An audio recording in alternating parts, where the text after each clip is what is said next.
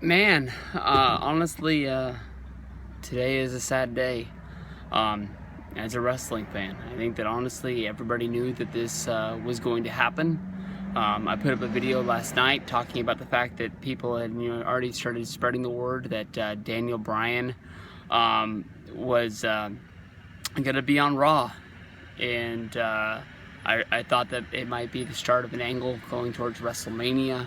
There was word earlier this week that WWE was trying to figure out a way to use Bryan on television to get to WrestleMania. I thought of maybe him coming in as some sort of an authority figure, standing up for the good guys. I didn't really know how he was going to be put into control, but I did think that maybe somebody was going to stand up for the fact that Triple H put the title in a glass case and basically said that he wasn't going to be defending it until WrestleMania.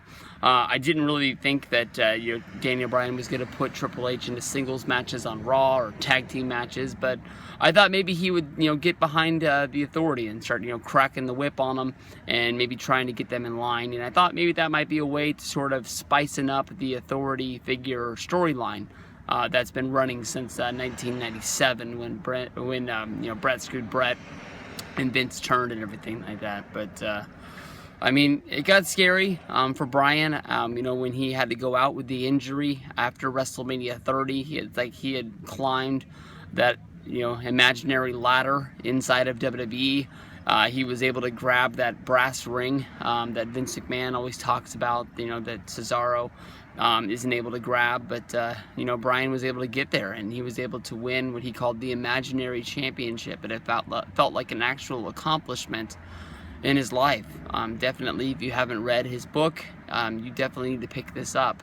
But we all thought that once Bryan came back from the injury, he would be able to go.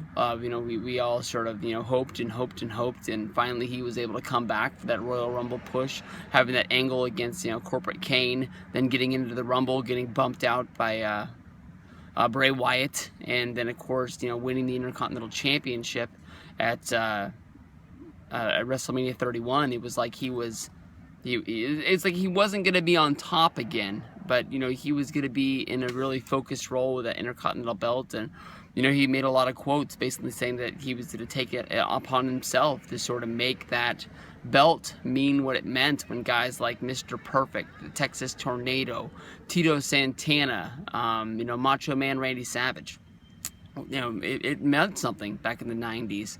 And I don't know if it's when guys like Albert or even Kane or the Godfather, we had it. There was a lot of guys in that 90s Attitude Era that had that belt.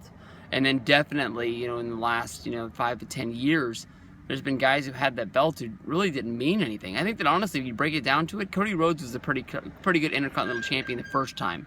And then since Randy Orton, that belt honestly hasn't meant a damn thing. And if Bryan would have been able to do that, and I'm just honestly really talking so I can sort of put out the feelings of Bryan walking away. But I think we all knew that this was coming.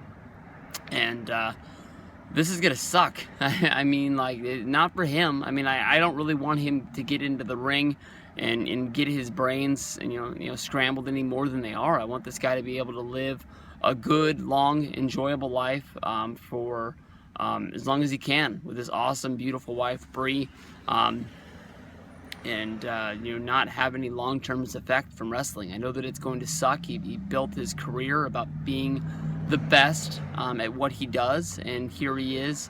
He got to that point, and now he has to basically hang it up. So hopefully, there's been rumors of WWE giving him a job, whether if it's at the Performance Center or something like that. Maybe they can keep him on the roster, flying him around, doing appearances and things like that, if that is something that he likes doing. If not, hopefully he'll be able to find the next thing in his life that he'll be able to move on to. But Daniel Bryan retiring is the big news today.